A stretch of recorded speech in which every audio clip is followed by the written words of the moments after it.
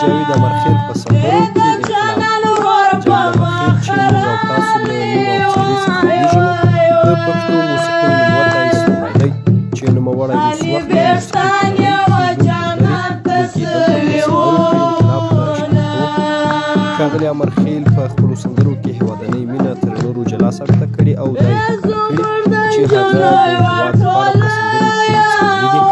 جاوید د خلکو په فکرونو باندې د انقلاب راوستلو په موخه هغه شعرونه انتخاب کړي چې د افغانستان وضعیت ته په پښتو یو موسیقار باید داسې چاره ترسره کړي.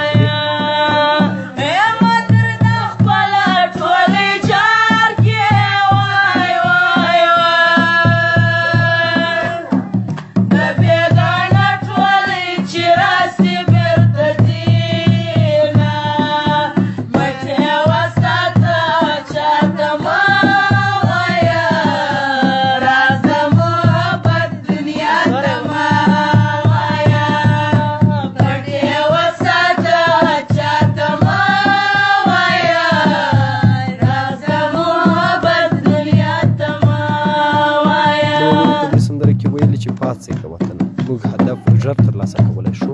وطن تر هغه نه راپاڅي تر کومه چې د هېواد مېشت خلک راپورته نه شي او د خپلې ازادۍ ناره تر نورې نړۍ پورې ورسوي.